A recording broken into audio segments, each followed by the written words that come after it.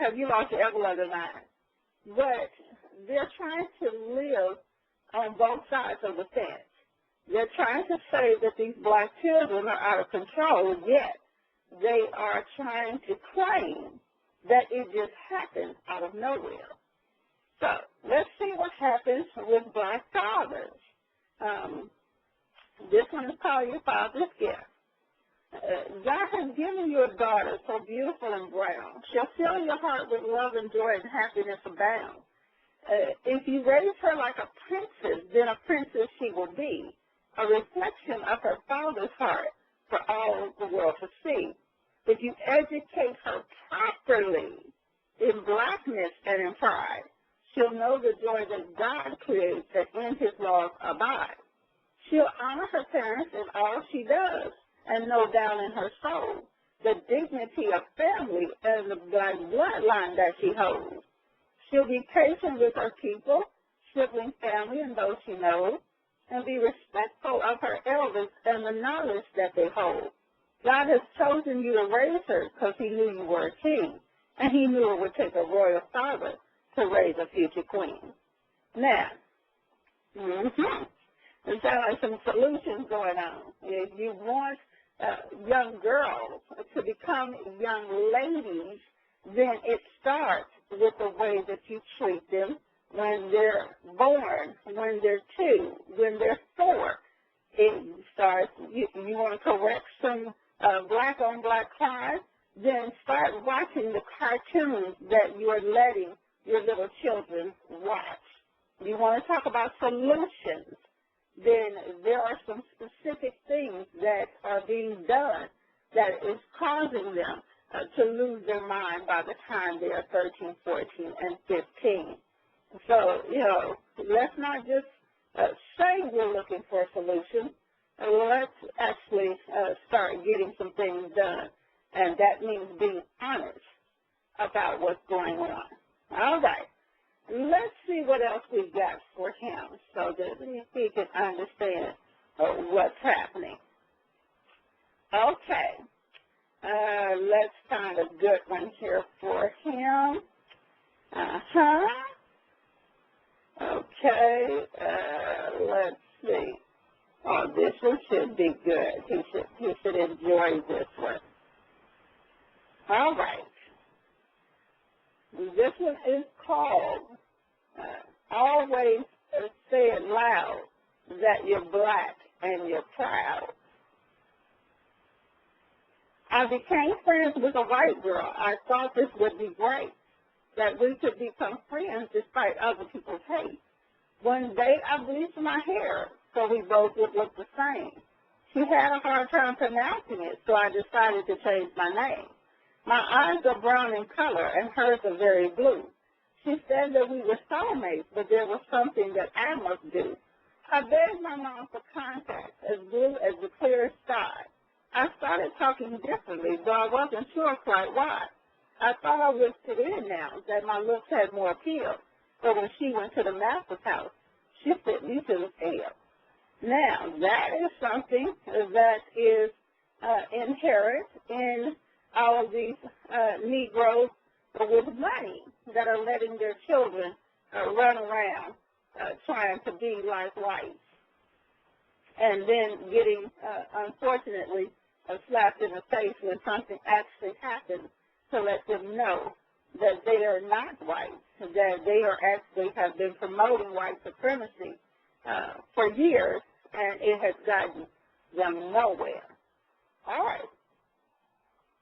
This one is called, I got some things going on in the background, but hopefully everybody's okay. This one is called Be Proud to Be Black. And when you get Negroes that make money, they start surrounding themselves with more white folks, and they start forgetting that about their pride. They start compromising everything that they have in order to fit into a white school, to fit into a white community, to fit into a white image of what they think is success. So God made us black, and there's nothing that we lack. He knew what he was doing, and he will not take it back. How ungrateful do blacks sound when they whine with such remorse about being blessed with hair like wool that's curly and that's coarse? How ungrateful do blacks look when they decide it must be changed, and they bleach their hair to blonde so that no black will remain? How ungrateful do they act when they're trying to be white? Not knowing black is beautiful, they think that white is right. How ungrateful do they make their children acting black when they don't teach them the honor and the pride of being black? Many people have it wrong with pride goes before the fall. When we had pride, we had kingdoms. When we lost pride, we lost them all. If God did not mean for you to be black, we wouldn't have been black at first. And if black was not the most beautiful thing, God wouldn't have made it first. The depth of the fiery center of earth is as bright as the brightest sun. But the heavens, the home where God resides, is a black and beautiful one. Anytime we start to think that being black is hard, we must think of ourselves in a poker game and the devil holds our cards. In the poker game, we lost our souls, and now we must win them back by showing the devil how proud we are that God has made us black. We must reflect our pride and our blackness, our education, clothes, and style, and reflect on the slaves we have become, but only for a while. And the next time we think about changing ourselves into something that is fake, we must remember that God made us black and God don't make mistakes. All right. And so let's see what else we got for him. We got a little bit more coming at him. Oh, let's see. All right. Educated choices. Yes.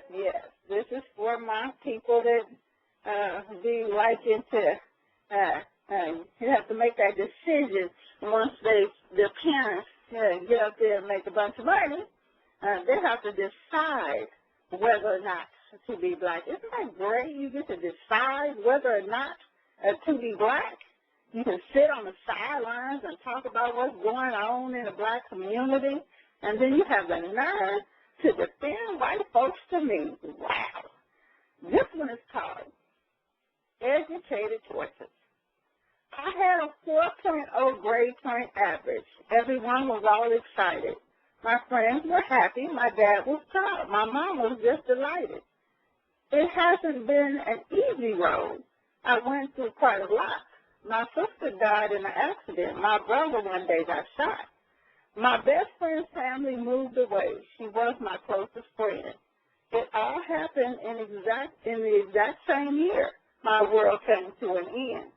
My grades had dropped. I was depressed. My life was all in shambles. And then one day I decided it was time to take a gamble.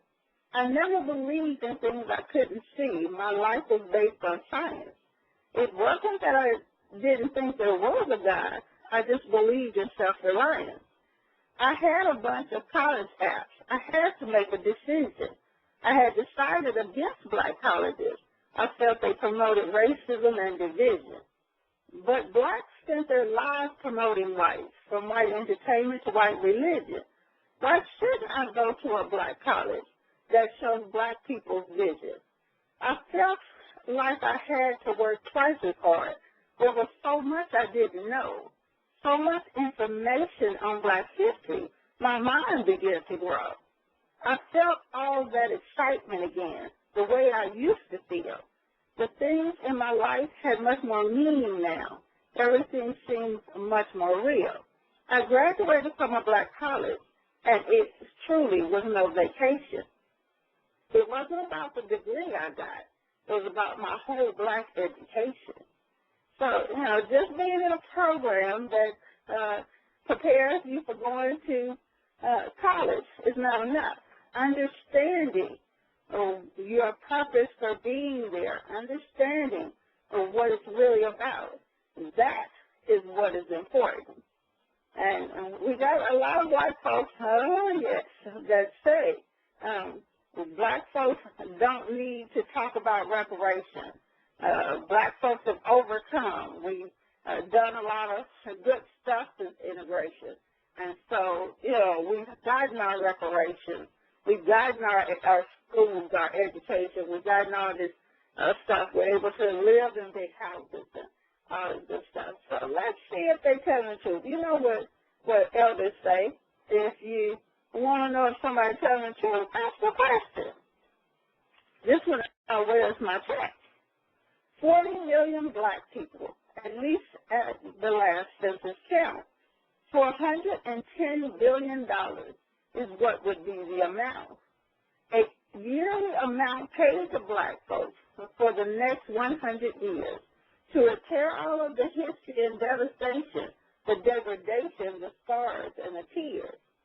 $5,000 a year for education at HBCU, plus $5,000 each year for whatever business I choose.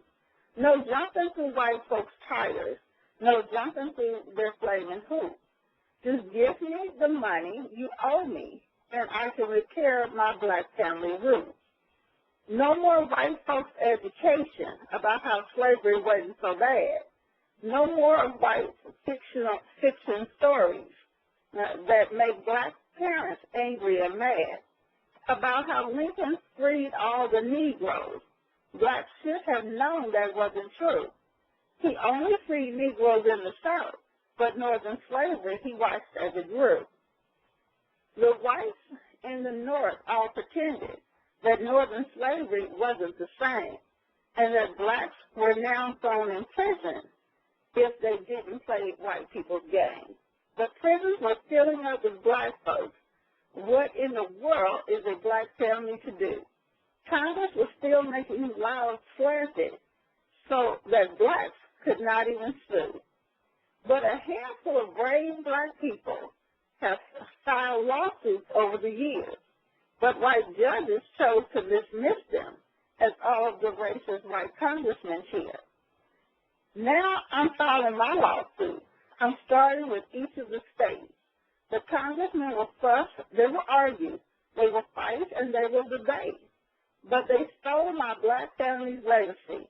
Now my black family is all a wreck. I'm fighting for my reparations, and all I want to know is where is my check. Okay. So when he's talking out there to black children, and he's talking about black-on-black crime this and black-on-black crime that, and he's talking about, saving black children, he's trying to do it while not holding white people accountable for the things that they have done.